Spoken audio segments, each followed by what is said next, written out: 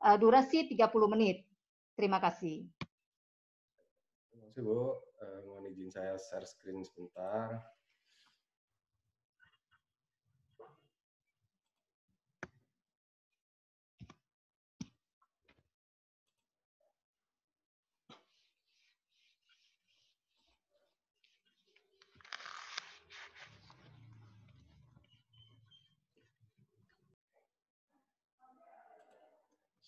Assalamualaikum warahmatullahi wabarakatuh. Alhamdulillah rabbil alamin. Allahumma sholli ala sayyidina Muhammad. Pertama sekali saya mengucapkan terima kasih kepada Dinas Koperasi dan UKM Sumut, Provinsi Sumatera Utara, juga kepada Smash Konsultan yang mengelola acara ini ya, dan juga teman-teman trainer dan semua peserta yang masih aktif pada pagi hari ini setelah hari ke-16 kegiatan training ini. Terima kasih Bu Ade yang menjadi moderator pada sesi pada hari ini. Sebagaimana yang sudah disampaikan, topik pada hari ini adalah membangun jaringan distribusi untuk perluasan pasar. Nah, dengan fokus pada produk dan logistik yang menjadi fokus saya. Nah, karena saya latar belakangnya adalah akademisi, ya tentunya yang bisa saya bagikan atau berbagi pada kesempatan pagi hari ini adalah konsep-konsep yang memang sudah banyak dibuktikan di di seluruh dunia lah kira-kira gitu, karena memang berangkat dari referensi. Nah, nantinya para praktisi kita akan berbagi bagaimana mereka mempraktekkan bisnisnya, sehingga bagi saya kesempatan ini juga bagian dari memperkaya hasanah ilmu pengetahuan dari para praktisi, bagaimana mereka mempraktekkan kegiatan bisnisnya dalam konteks jaringan distribusi. Dan tentunya melalui para peserta yang nantinya bisa share juga, kita berdiskusi, saya juga bisa mendapatkan informasi ataupun pengetahuan-pengetahuan baru yang bisa memperkaya hasanah ilmu pengetahuan maupun teknologi yang bisa saya teruskan ya kepada mahasiswa saya di kampus-kampus, khususnya di kampus saya saat ini di Universitas Andalas. Bapak Ibu, ada 4 poin yang ingin didiskusikan ya pada sesi saya hari ini. Yang pertama, kita bicara tentang apa pentingnya jaringan distribusi. Kemudian bagaimana cara menentukan metode distribusi itu sendiri. Selanjutnya, apa saja strateginya. Dan yang terakhir, bagaimana kita mengendalikan biaya.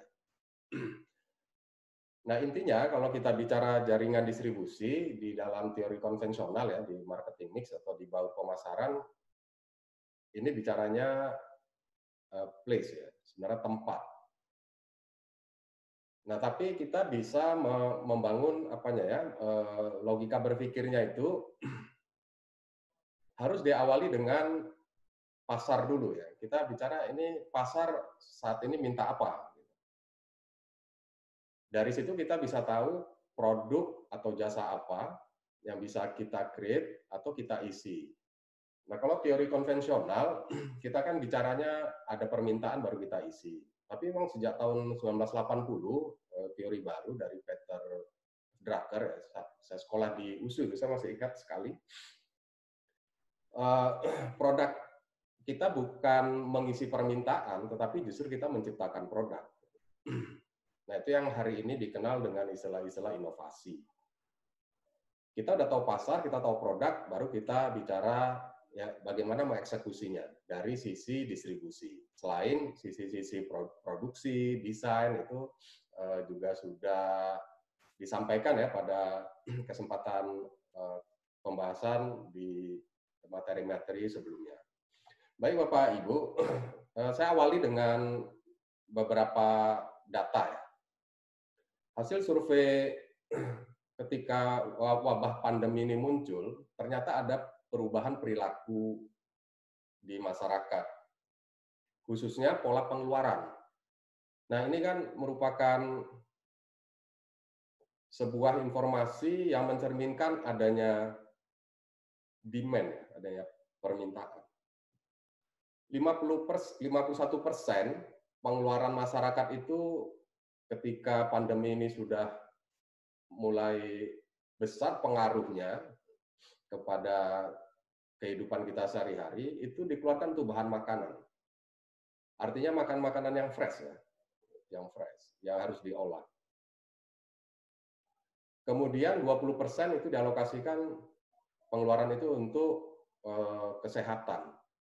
Ya, membeli masker, yang dulu masker itu biasa dipakai umumnya yang mengendarai motor ya, sepeda motor yang pakai masker. Kalau hari ini sepertinya sudah menjadi bagian dari apa kita, kehidupan kita gitu. Sama seperti kita pakai baju gitu. Kalau tidak ada maskernya ya seperti belum lengkap. Kemudian paket data itu 14%. Makanan dan minuman kemasan itu 8%. Jadi agak turun. Listrik menjadi 3%, yang agak naik karena ada fenomena work from home itu. Dan banyak siswa, anak-anak kita yang harus sekolah, ataupun mahasiswa yang harus bersekolah di rumah. Gitu. Memang data ini tidak ada pembandingnya ya. Kalau dulu seperti apa gitu, saya juga tidak menampilkan gitu. Tapi saya cuma ingin memberi potret bahwasannya demand itu berubah, dinamis dia. Artinya di situ ada opportunity bagi pendatang baru maupun perusahaan-perusahaan atau usaha-usaha yang punya core bisnisnya itu seputar bahan makanan, seputar kesehatan gitu ya. Kira-kira seperti itu. Nah, ini hasil survei yang dipaparkan oleh Menteri Keuangan ya, yang diliput bulan Juni 2020 kemarin. Kemudian saya mau cerita sedikit fenomena digital yang sudah disampaikan beberapa waktu yang lalu. Apa yang terjadi dalam 1 menit di internet? Nah, ini menarik. Gitu. Saya ringkas saja. Sebenarnya banyak medianya. Netflix ya. Netflix ini kan dulu sebuah perusahaan yang menyewakan VCD. Dia menyewakan VCD. Sekarang udah jadi produser, gitu. Bukan hanya menyewakan film, gitu. Kalau dulu VCD, secara fisik udah nggak laku lagi, eranya sekarang era internet, semua bisa diakses secara digital, ya orang bisa sewa film aja, gitu, tanpa harus ada fisik VCD-nya kan. Nah itu dari tahun 2016 sampai tahun 2019 itu naik jam penontonnya. Facebook, dari sisi login saja, itu naik dari tahun 2016 sampai 2019. Jadi kalau kita lihat kenaikannya itu kan cukup signifikan dari 2016 menuju 2017. Setelah itu ya besar, tetap naik, tapi tidak sebesar dari 2016 ke 2017. Google, dalam 1 menit ya, Bapak Ibu ini dalam 1 menit ya, dalam 60 detik itu, ada 2,47 orang sedang melakukan pencarian, 2,4 juta. Naik terus 3,5, 3,7, 3,8. Nah, bayangkan kalau dia munculkan satu key produk dan Bapak Ibu punya media digital yang udah ada search engine optimization-nya itu yang pernah dibahas kemarin ya.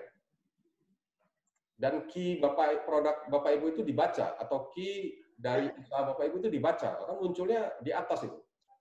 Ini nggak sebanding kalau kita menyewa baliho di satu persimpangan, katakanlah mau disewakan di apa itu ya, di jalan apa yang dekat Brimob itu, Simpang itu saya udah lupa juga.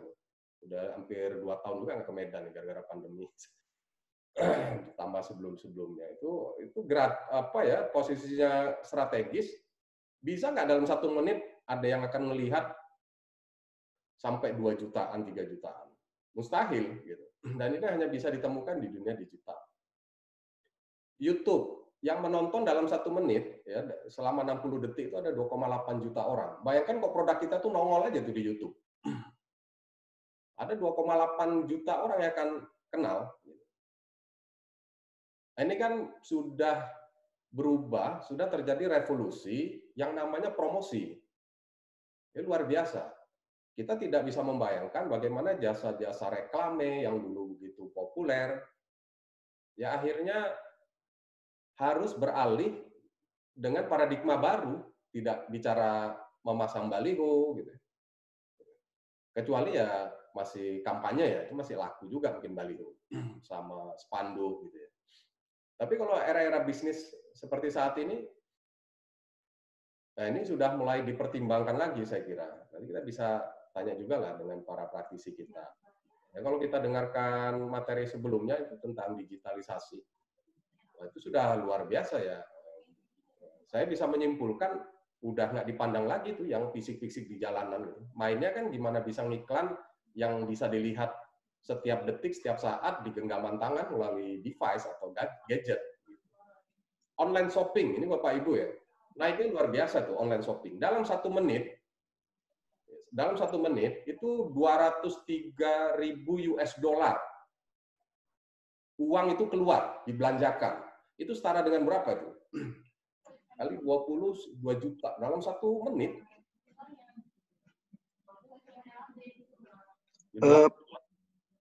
Pak, maaf Pak, izin. Ya. Katanya suaranya kurang kuat Pak. Boleh dibesarkan lagi Pak? Sebentar ya. Pesertanya kurang kedengaran katanya Pak.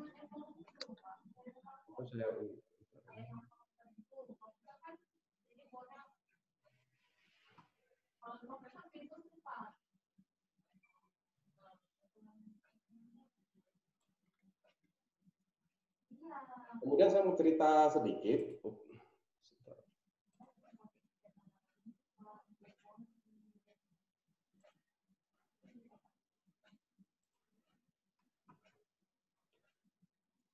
Oke, kalau ini sudah kedengaran suaranya, volumenya udah ini ya.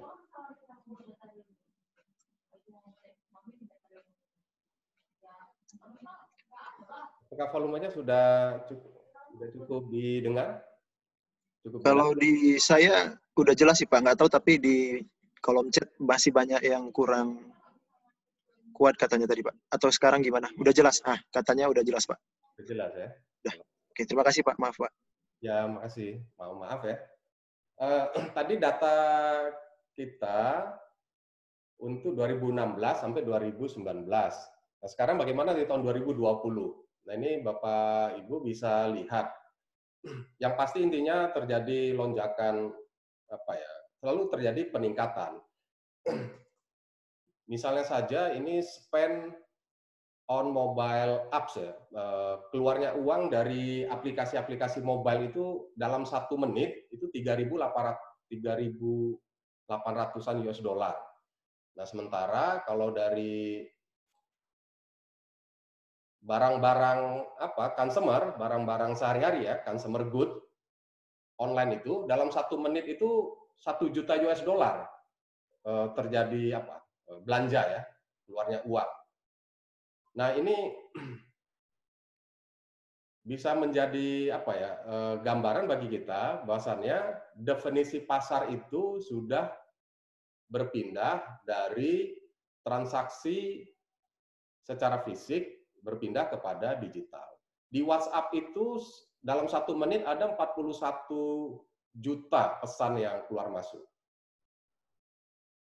Di Facebook itu ada 150.000 postingan. Ada 147.000 upload foto dalam 1 menit. Nah, artinya dalam 1 menit itu ada sebanyak itu orang yang sedang sedang online gitu. Nah, bayangkan kalau kita bisa muncul di sana, sehingga masyarakat konsumen yang menjadi potensial target pasar kita itu bisa mengetahui produk kita. Nah, saya tadi mau cerita tentang pasar. Nah, kemudian apabila kita masuk ke lebih teknis tentang pentingnya jaringan, maka pertanyaannya adalah apa pentingnya jaringan distribusi? Apa pentingnya jaringan distribusi? Ya, secara umum UMKM terbatas dari sisi sumber daya keuangan dan logistik. Nah, inilah yang mendorong UKM ini akan menempuh cara-cara kolaborasi untuk bisa memanfaatkan sumber daya lain untuk memperkuat jaringan bisnisnya atau untuk memperkuat kegiatan bisnisnya. Nah, ketika UMKM itu mengorganize saluran distribusinya itu, manfaatnya yang pertama bisa mengurangi biaya. Nah, nanti kita bisa tanya ke Mbak Lita, Bang Kinantan, ini gimana? Beneran nggak nih bisa kalau mampu mengorganize saluran distribusi itu bisa mengurangi biaya? Bisa lebih transparan dan banyak kolaborasi. Kalau kita mampu mengorganize saluran distribusi. Jangkauan pelanggan itu bisa lebih luas. Pertumbuhan usaha itu bisa lebih cepat. Nah, itu manfaatnya kita kalau berhasil mengorganize saluran distribusi. Nah, pada saat kita bicara saluran distribusi, ada namanya konsep supply chain management yang sebenarnya sudah lama, tahun di akhir tahun 1990-an. Bicaranya itu kalau supply chain, bentuk besar dari jaringan distribusi itu dari produsen, katakanlah simpelnya ke toko, kemudian ke konsumen. Ada 3 aliran yang harus dikelola. Dan 3 aliran inilah yang menjadi concern ketika kita mengelola jaringan distribusi. Yang pertama, bagaimana kita mengirimkan produk yang sudah diorder, yang sudah dipesan. Nah, ini yang umum kita lakukan di dalam kegiatan distribusi. Jadi kita alirkanlah produk dari tempat usaha kita kepada pelanggan kita.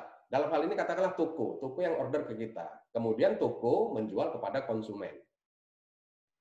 Ternyata dalam konsep supply chain management kita nggak bicara hanya mendeliver produk saja. Kita juga harus mengelola sistem pembayarannya. Nah, sekarang kan payment system itu udah macam-macam. Sampai ada cryptocurrency segala gitu ya, yang memang belum diakui transaksinya, tapi ke depan cryptocurrency itu sudah akan menjadi sebuah mata uang yang memang akan menjadi warna baru ya di dalam kehidupan sehari-hari manusia. Kita harus mengelola juga aliran uang. Nah, ini nanti kita bisa tanya pada praktisi kita. Mbak Lita, Bang Kinantan, ini gimana? Apa memang cash and carry aja gitu? Itu pembayarannya gimana sih gitu? Dan cara pembayarannya seperti apa gitu? Uang fisik yang masuk atau pakai payment apa saja gitu ya, cara pembayarannya. Ini juga dikelola aliran uang ini. Nah, oleh karena itu di dalam training ini kan juga ada bagaimana kita mengelola administrasi keuangannya. Dan yang paling penting adalah kita mengelola aliran informasi. Nah, informasi ini 2 arah. Ya, dari produsen sampai dengan ke toko konsumen, atau sebaliknya dari konsumen memberikan informasi, feedback ya, baik komplain ataupun kepuasan kepada toko ataupun permintaan kepada toko, dan selanjutnya toko meneruskan ke produsen. Produsen juga begitu, memberikan informasi tentang ketersediaan barang dia, tentang hal-hal yang terkait dengan produknya, atau aspek apa saja yang dibutuhkan informasi itu yang terkait dengan kegiatan transaksi bisnis. Nah, inilah yang disebut supply chain management. Jadi kita memanage, mengelola produk, uang, dan informasi. Kenapa kita perlu membangun strategi supply chain ini? Dalam konteks membangun jaringan distribusi untuk memperluas akses pasar kita. Yang pertama, ya, kalau kita membangun strategi ini, bisa menurunkan biaya operasional dan memaksimalkan efisiensi. Nanti caranya bagaimana ini? Dalam perspektif supply chain management. Yang kedua, strategi ini penting karena bisa kita gunakan untuk merumuskan cara kita bekerja dengan mitra kita. Kalau kita punya mitra dengan toko, tentu kita harus berpikir bagaimana cara kita bekerja dengan mitra toko kita itu. Nah, baik Bapak Ibu, setelah kita bicara tadi besarnya, lalu bagaimana nih cara mempraktekkannya? Nah, saya mengajak Bapak Ibu para pelaku UMKM awali dengan kenalilah produk itu. Nah, saya kira ini kemarin saya juga sudah dengar ya bagaimana mengupas berbagai macam jenis-jenis produk ya dari para praktisi, dan mereka memang menjadikan produk itu seperti bagian dari jiwanya gitu ya. Memang apa sekali apa ya, menjiwai sekali gitu. Nanti kita bisa dapatkan juga sharing pengalaman para praktisi kita ya, bagaimana cara mereka menjiwai produknya itu. Ya, bagaimana praktek-praktek dari bisnis rantai dinginnya Mbak Lita ya, madunya ya Al-Hafiz Mbak Kinanto ini, seperti apa sih mereka bisa menjiwai produk itu gitu. Nah, saya ingin bawa ke satu konsep bahwa produk itu dikategorikan dua jenis produk itu. Satu produk fungsional namanya, satu produk inovatif. Ini perlakuannya beda nanti ketika kita membangun strategi. Nah, jadi sekarang silakan Bapak Ibu cek masuk kategori yang mana produk Bapak Ibu ini. Kalau produk fungsional itu secara contohnya ya, sembako lah, itu fungsional. Kalau inovatif itu smartphone misalnya. Itu inovatif, bisa masuk kategori produk inovatif. Fungsional itu seperti ini, kalau beras, orang membeli beras, dia tidak tanya kemasan. Saya ingin beli beras, pokoknya kemasannya itu plastik, berwarna-warni, nggak peduli dia isi berasnya itu ada kutunya atau tidak. Nggak mungkin dia cari kemasannya, dia akan pilih berasnya. Gula, dia juga akan pilih gulanya. Kualitas gulanya itu. Minyak goreng, dia juga akan pilih kualitas minyak gorengnya. Jadi tidak di luar fungsi itu yang diutamakan. Itu udah harga mati.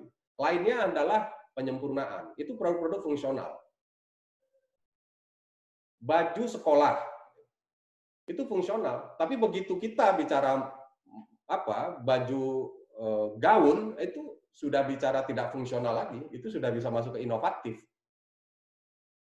HP itu tidak dicari yang penting bisa hidup, kemudian ukurannya tidak itu saja, bisa video call, bisa menelepon, bisa kirim pesan singkat, bukan itu, tapi lebih daripada itu, bisa buat film, bisa foto, gitu, bisa edit, macam-macam. Nah, itu masuk kategori inovatif. Gitu. Nah, itu contoh produk fungsional dan inovatif. Nah, secara umum ciri-cirinya bisa dilihat dari siklus hidup. Siklus hidupnya itu sebuah produk fungsional itu besar dari 2 tahun. Kalau produk inovatif itu pendek. Jadi kalau kita ambil analogi handphone, bisa Bapak Ibu bayangkan, handphone itu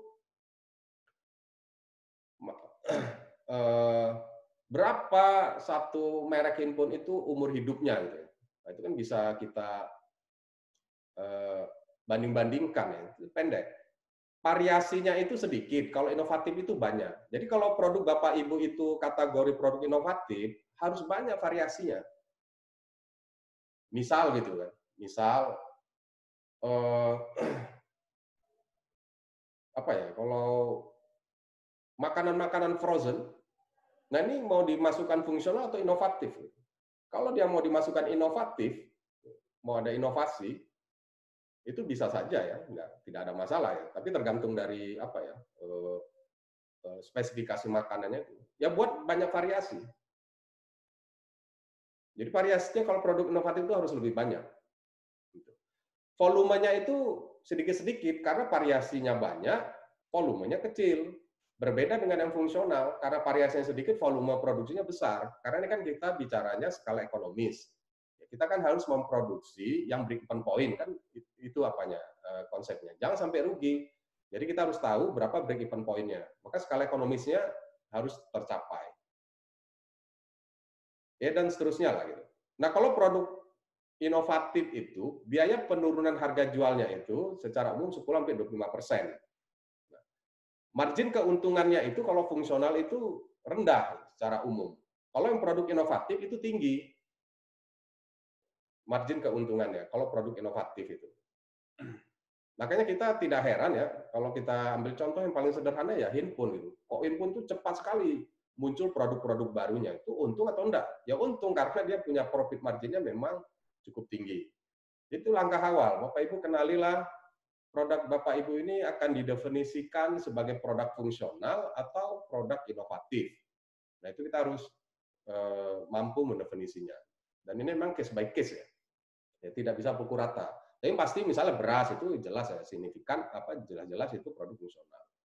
Kemudian saya mau jelaskan juga beberapa contoh produk ya. Karena ini akan mempengaruhi bagaimana cara kita mendistribusikannya. Nah, ini beberapa contoh produk perkotaan ya, dengan karakteristiknya. Kalau buah-buahan dan sayuran segar, itu frekuensi orderannya, konsinyasinya itu setiap hari. Waktunya itu tetap dah fix. Ukuran konsinyasinya bisa besar. Tapi nggak bisa nih digabung-gabung ketika kita mendelivernya, mengirimkannya itu dengan produk-produk lain. Karena ini bicara buah-buahan dan sayuran segar. Tentu agak sulit ya, mau dicampur dengan susu ketika pengiriman. Nah, ini kan berkaitan dengan ketika Bapak Ibu mengirimkan produk itu ke wilayah yang keluar kota, gitu. Kemudian menyewa. Nah, perhatikan, gitu. Apakah memang tidak beresiko terhadap kontaminasi atau penurunan kualitas dalam pengertian luas ya, jika produk Bapak Ibu itu dicampur, gitu. Apalagi kalau kita bicara produk halal. Kita harus pastikan alat transport kita itu adalah alat transport yang memang memenuhi standar-standar halal gitu. Sebelumnya tidak pernah dipakai untuk membawa produk-produk yang kategori tidak halal gitu. Kita harus pastikan ya kalau dalam konsep produk halal itu kan fasilitasnya itu harus suci dia gitu, sesuai dengan syar'i. Nah, itu kan jadi lebih kompleks ya. Daging, nah ini misalnya frekuensinya bisa mingguan, waktu konsinyasi bisa fleksibel, ukuran konsinyasinya besar. Gitu. Kalau bagaimana kemungkinannya kalau dia dicampur ya ketika pengiriman dengan yang punya karakteristik sangat berbeda dengan karakteristik daging ini, agak repot gitu ya kalau kita campurkan. Ikan juga, roti dan kue, makanan minuman kering, makanan beku, gitu. Pakaian dan alas kaki, produk farmasi, gitu. Kemudian perabot rumah dan elektronik, alat tulis perkantoran, koran, bunga hidung. Di sini yang ingin pesan yang ingin disampaikan adalah bicara kenalilah produk kita. Nah, ini adalah sebuah ilustrasi bagaimana Bapak Ibu harus berhasil mendefinisikan produk Bapak Ibu itu kategori apa, fungsional atau inovatif. Kalau fungsional, strategi rantai pasok atau jaringan distribusinya itu adalah fokus pada pengurangan biaya-biaya di sepanjang rantai pasok. Ini biasanya kita kenal dengan istilah lean, ya, lean supply chain. Kita akan mencari apa saja aktivitas yang tidak punya nilai tambah. Mulai dari kita menyiapkan bahan, membuatnya, sampai mengirimkan dan diterima oleh pelanggan. Apa saja di kegiatan yang tidak punya nilai tambah, tapi ada ongkos yang kita keluarkan. Nah, ini kalau saya hilangkan, ada pengaruh, apa pengaruhnya? Jika tidak ada pengaruhnya, saya akan hilangkan. Kalau ada pengaruhnya, paling tidak saya bisa kurangi. Nah, itu istilahnya non-added value. Isunya gitu, di produk fungsional. Ini kalau dalam bahasa-bahasa akademik, istilahnya lean, ya. Strategi ramping, strategi langsing gitu. Jadi fokus pada pengurangan biaya. Kemudian inovasi dan fleksibilitas melalui tambahan investasi kurang efisien dilakukan. Jadi kalau produk fungsional itu ya jangan terlalu banyak investasi yang bicaranya inovasi, fleksibilitas gitu. Kenapa? Karena akan menjadi beban biaya tambahan. Biaya tidak langsungnya, indirect cost-nya. Karena kita bicara investasi, di situ ada depresiasi. Kenapa? Karena memang produk fungsional ini yang mau dikejar orang itu kan produknya.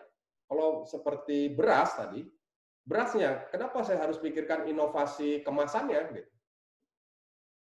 Sementara yang dikejar orang adalah kualitas berasnya. Maka saya konsentrasi kepada biaya-biaya di sepanjang rantai pasok itu. Mulai dari pengadaan bahan baku, mulai dari pengolahannya, sampai pengiriman, dan produk diterima oleh konsumen. Kalau produk inovatif, fokusnya pada pengurangan biaya-biaya di sepanjang rantai pasok, tetapi pada musim jual tertentu. Nah, kita harus bisa mengidentifikasi musiman ini. Musimnya kapan ini? Orang membeli HP, misalnya gitu. Musimnya kapan? Orang membeli alat-alat elektronik. Musimnya kapan? Orang-orang membeli produk kita. Kita harus tahu apanya ya, musimannya itu kapan. Nah, di musim itu kita harus menemukan strategi untuk bisa mengurangi biaya-biaya yang muncul. Time apanya ya, momentumnya dari sana. Kemudian mampu memanfaatkan time to market, waktu yang tepat untuk muncul di pasar. Karena kita bicaranya inovasi produk-produk baru kita. Kemudian kita harus bisa mengkustomisasi produk. Artinya mengkustomisasi produk. Izin Profesor Rika, ya. Waktunya 5 menit lagi. Baik, makasih Bu. Mohon izin. Banyak. Karena ada produk inovasi, ya ada selalu produk-produk baru. Jadi kita harus time to market, harus tepat memunculkan produk kita di pasar. Kemudian di strategi distribusi. Kalau kita usaha sendiri, pola-pola atau metode distribusinya bisa penjualan langsung. Bisa juga pakai salesman, bisa pakai katalog, telepon, atau internet. Nah, ini umumkan UMKM, usaha milik sendiri. Makanya kemarin promosi digital, cara-cara penjualan secara digital, itu menjadi sangat efektif. Kalau agen penjualan luar, ya kita jadi agen, nah itu metode distribusinya lain lagi ya. Kalau kita distributor, tipe distribusi distributor, franchise, retailer, value added reseller, ini berbeda-beda. Nah, jadi memang sangat tepat apabila UMKM ini memperkuat penguasaan pemanfaatan desain-desain grafis ya, digitalisasi itu sangat tepat. Kemudian yang ingin saya perkenalkan ada namanya bullet effect. Bullet effect ini ceritanya adalah bagaimana permintaan yang sebenarnya stabil di pelanggan akhir, tapi berubah menjadi fluktuatif di hulu. Sebenarnya mereka hanya minta 100, tapi sampai ke kita seolah-olah permintaan itu 200. Itu kenapa? Nah, ini akibat dari 4 hal. Ada 4 hal tentang masalah kita memperkirakan, masalah pengelolaan pesanan, fluktuasi harga, sama permainan kita terhadap rasio. Nah, kita kadang-kadang ketika melakukan perakiraan, tiba-tiba ada informasi baru, itu kita adjust. Ini kita perkirakan ada 100 permintaan. Nah, besok atau baru 2 jam kemudian kita membaca koran, berubah itu. Ini kayaknya peluangnya besar, saya naikkan menjadi 150. Nah, itu fenomena bullet effect gitu. Bisa seperti itu, kira-kira seperti itu informasinya. Nah, informasi yang dari toko itu sampai ke kita itu naik gitu karena dia meng-adjust sendiri. Nah, di kita tambah pula, kita adjust pula lagi, kita sesuaikan lagi gitu. Kemudian pesanan berdasarkan batch. Ini kadang-kadang kita kan mengirimnya itu lot ya. Pertimbangannya kalau kirim banyak dengan kirim sedikit, biaya transportasinya kan sama. Nah, gimana yang ekonomis mengirimnya gitu. Jadi kita pikir batch. Nah, itulah akibatnya menjadi menjadi tambah besar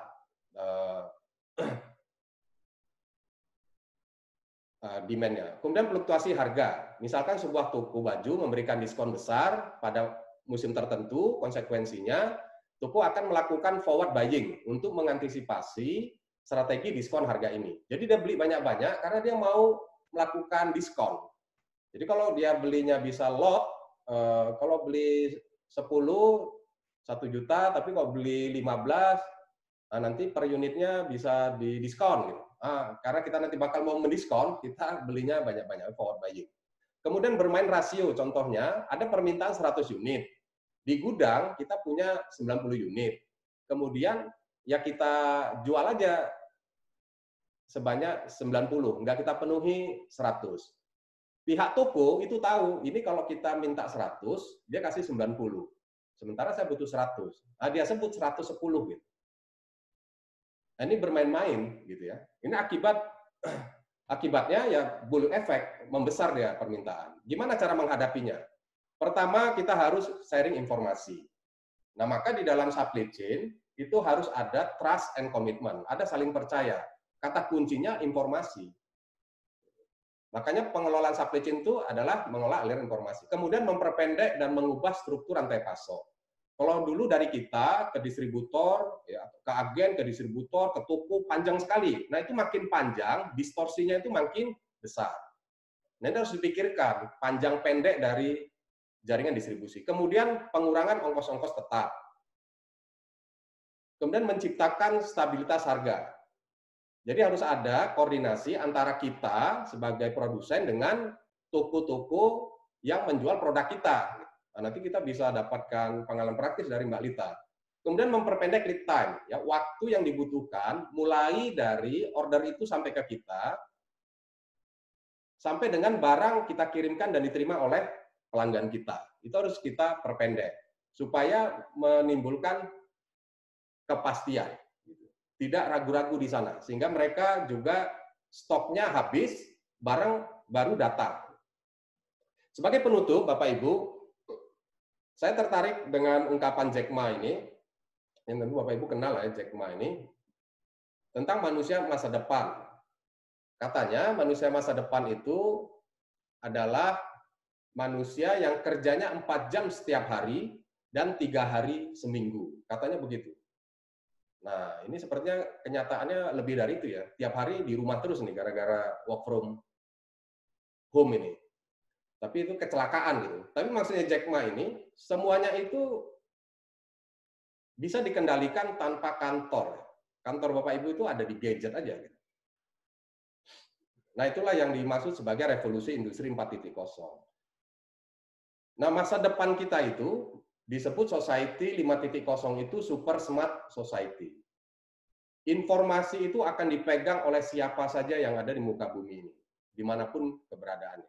Dan siapa yang menguasai informasi, dialah yang akan menjadi pemenangnya. Jadi kalau dulu minyak, raja minyak, sekarang tidak laku lagi. Yang ada adalah raja data. Maka mengelola bisnis, kalau kita ingin memperluas jaringan distribusi, kuasailah data. Itu harga mati. Dan menguasai data itu tidak perlu keliling-keliling ke BPS, jalan sana, jalan sini, tidak perlu. Semua sudah ada di tangan Bapak Ibu, selama terkoneksi dengan internet. Nah, saya kira demikian yang bisa saya sampaikan pada kesempatan ini. Mudah-mudahan bermanfaat. Wabillahi taufiq wal hidayah. Assalamualaikum warahmatullahi wabarakatuh.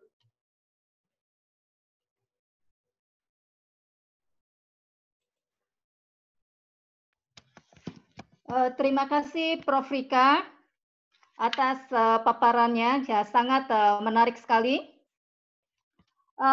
Kita buka sesi pertama untuk tanya jawab kepada Prof. Rika.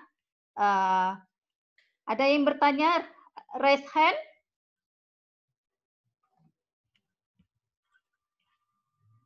Tadi ada saya lihat Pak Tommy raise hand.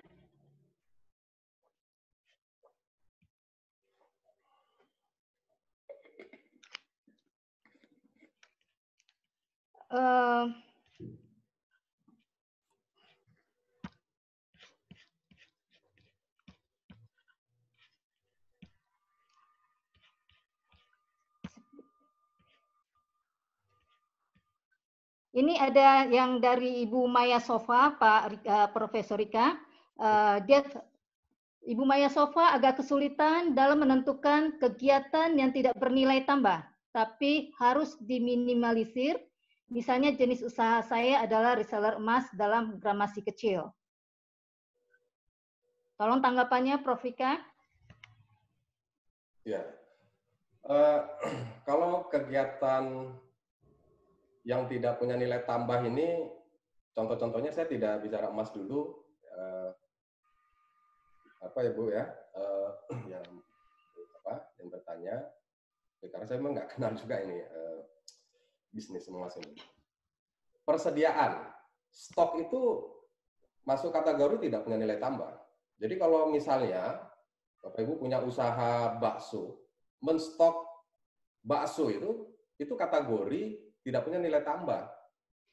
Lalu bagaimana kalau saya hapus saja persediaan itu? Ya bagus kalau bisa, tapi susah karena untuk bisa mengorder bakso ini, katakanlah dagingnya, tepungnya itu butuh 2 hari. Ya berarti kan memang saya harus stok 2 hari. Nah, itu udah betul gitu. Yang salah itu kita lead time tadi ya, kita bisa datangkan barang akan datang 2 hari, tapi kita stok tuh 3 hari. Nah, ada non added value 1 hari di situ. Itu kan uang mati persediaan itu. Nah, sama juga bicara emas, analoginya, kalau kita, saya pikir ini bisa kategori inovatif ya. Karena orang beli emas itu kan nggak batangnya ya, mungkin Bu ya. Dia kalung, dia ada variasi-variasi di emasnya macam-macam gitu ya. Nah, hindarkan adanya stok. Jadi manfaatkan yang ada, kemudian itu bisa dengan kreativitas divariasikan, karena kategori produk inovasi ini kan harus banyak variasi. Nah, cara-caranya itu punya basicnya. Kalau istilah di dalam produk-produk manufaktur ya, modular dia. Misalnya contohnya gini ya, modular itu. Saya tidak perlu membuat komponen-komponen untuk lemari. Kalau saya furniture, tidak perlu buat yang meja, komponen-komponen meja. Tapi saya buat satu komponen, jika diperlukan, itu bisa untuk meja, juga bisa untuk lemari. Nah, itu namanya modular. Jadi dibuat yang basicnya, bentuk dasarnya. Ketika nanti saya lihat ada peluang variasi, saya bisa gunakan. Atau kalau ada order datang, saya sudah punya stok. Jadi saya tidak bisa quick respon ya, saya bisa cepat merespon. Jadi kalau orang order itu, nanti seminggu lagi baru datang ya, ini baru bisa selesai seminggu lagi. Itu kalau produk inovatif nggak boleh ya. Produk inovatif itu bila perlu, karena dia bicaranya customisasi produk. Kalau sekarang dia order, sekarang juga selesai. Quick respon istilahnya. Itu prinsip produk inovatif. Saya kira emas ini masuk kategori produk inovatif. Ya meskipun dia ada apa ya? Ada karakteristik masyarakat itu suka menyimpan emas sebagai bentuk tabungan. Nah, maka Bapak Ibu lah yang harus bisa menetapkan, karena emas yang Bapak Ibu jual itu segmentasinya siapa? Nah, itu akan mempengaruhi juga pendefinisian produk itu. Gitu. Nah, jadi itu ya sumber-sumber non added value, persediaan. Kemudian sumber non added value itu transportasi, itu juga non added value. Tapi kita sulit menghindarkan, kan nggak mungkin kita mengirim barang dari toko kita, dari tempat kita ke toko lain tanpa kita bergerak gitu. Nggak mungkin kan, nggak mungkin terbang sendiri dia. Jadi ada biaya di situ. Selama proses pengiriman barang, tidak ada value apapun di situ. Tidak ada. Tapi nanti akan muncul bagaimana kemampuan kita mengirim barang tepat waktu, nah jadi value dari situ. Gitu. Itu yang disebut namanya value chain, ya, rantai nilai dalam konsep logistik. Kita jadikan yang non-added value itu punya value dia.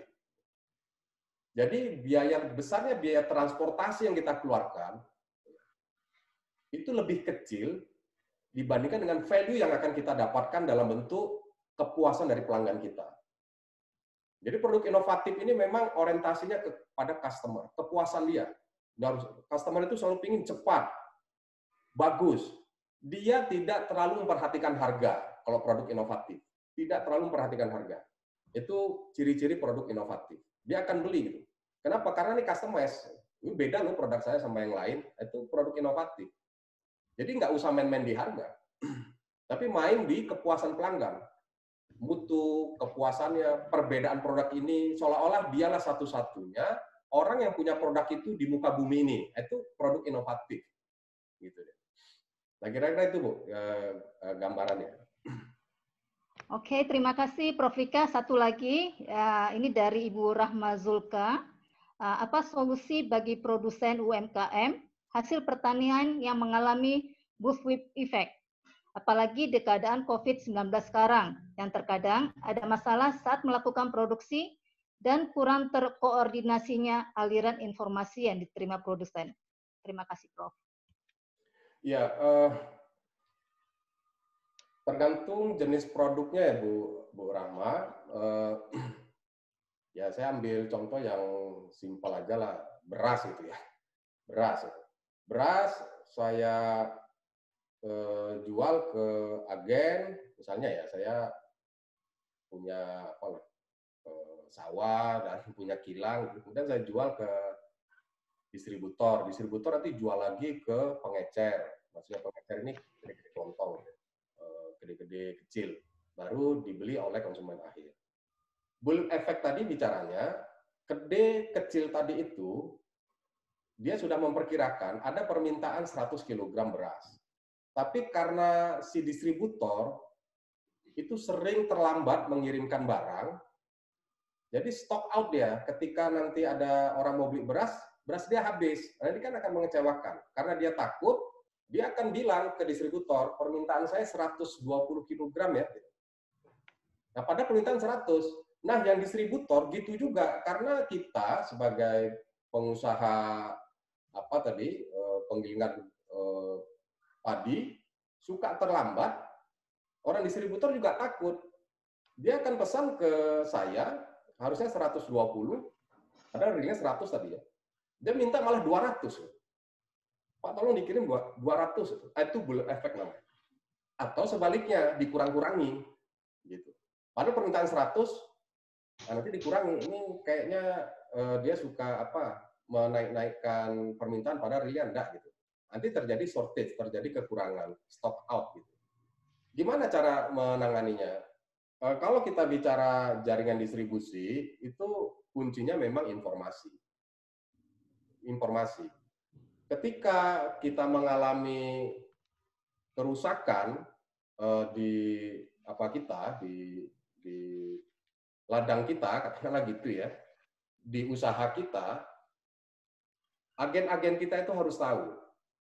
Ini bulan ini saya biasanya bisa buat 100 ton. Tapi kayaknya kondisi nggak memungkinkan. Saya anjlok nih 50 ton. Itu harus segera tahu itu distributor. Supaya distributor bisa antisipasi. Nah, itu yang katanya tadi sharing informasi. Nah, kalau supply chain itu prakteknya ya di dalam perusahaan-perusahaan besar, data yang ada pada satu perusahaan, katakanlah di pabrik, data di pabrik itu dipegang oleh distributor. Data di distributor, stoknya berapa, penjualan berapa, itu diketahui online juga oleh pabrik. Information sharing. Nah, nanti distributor dengan pengecer juga gitu. Nah, itu bisa terjadi karena ada teknologi internet. Information sharing. Itulah kunci dari bullwhip effect. Maka dari itu, maka kita perhatikanlah para praktisi ini ya, khasnya saya perhatikan, para pengusaha, itu orang-orangnya komunikatif, komitmennya tinggi ya. Itu saya perhatikan betul itu. Cara dia berkolaborasi itu ya, dia selalu percaya dengan orang gitu. Ya, misalnya saya order satu produk gitu ya, aduh Pak ini uangnya kurang, bawa aja dulu gitu. Nah, itu bayangkan itu, ya, bayangkan. Kadang dia nggak kenal, tapi dia tahu kita institusinya di mana, udah Pak dibawa dulu gitu. Nah itu di dalam syarat di sebuah manajemen rantai pasok, trust and commitment. Nah, jaringan distribusi juga bicara itu, trust and commitment. Trust and commitment ini bisa terjadi kalau information sharing. Nah, jadi bagi Ibu, ketika ada problem dengan jumlah produksi, kondisi Ibu ini harus segera diketahui oleh rekanan atau mitra kerja atau toko atau agen atau distributornya. Sehingga mereka bisa antisipasi. Nah, kita bisa bermitra kan ajasnya itu saling percaya. Nah, itu asumsi gitu. Artinya sejak awal ya kita bermitra itu harus saling percaya dulu gitu.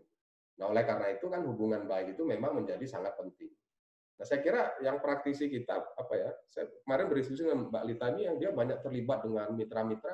Nah, itu kita bisa cari tahu tuh gimana ya cara dia percaya ngirimin barang itu nanti nggak dibayar-bayar. Nah, ini gimana nih caranya? Nah, itu kan mengelola aliran uang tadi dalam money rantai pas. Nanti kita lihat gimana sih cara prakteknya, ya, cara berprakteknya. Jadi intinya sharing informasi itu kunci dasar dari bullwhip effect, efek bullwhip itu, efek apa namanya, efek itu apa bahasa Indonesianya itu, ya bullwhip effect itu. Saya kira itu Bu Ade.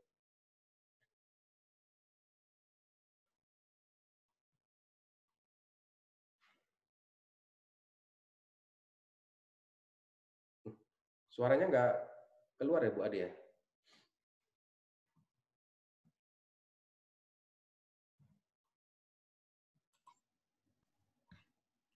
Terima kasih atas paparannya, atas paparannya Prof. Vika. Oke, masih ada lagi 2 pertanyaan, tapi kita tahan untuk di akhir acara, di Q&A secara keseluruhan. Karena kita akan masuk ke acara yang akan dibawakan narasumber kedua. Terima kasih. Izin Prof. Vika. Oke, sekarang kita memasuki topik kedua yang akan dibawakan oleh narasumber kedua, Ibu Julita Nur. Ibu Julita Nur adalah owner Matas Gallery. Matas Gallery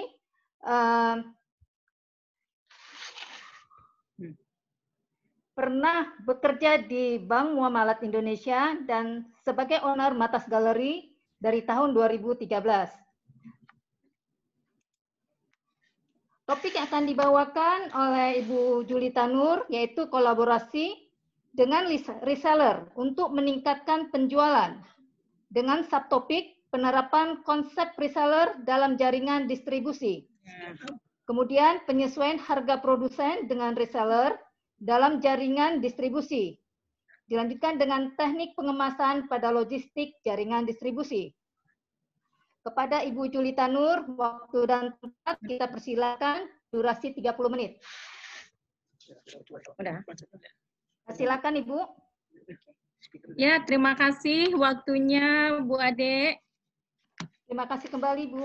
Dengar suara Lita ya Bu Ade ya? Saya dengar sekali Bu. Oke. Assalamualaikum. Ya.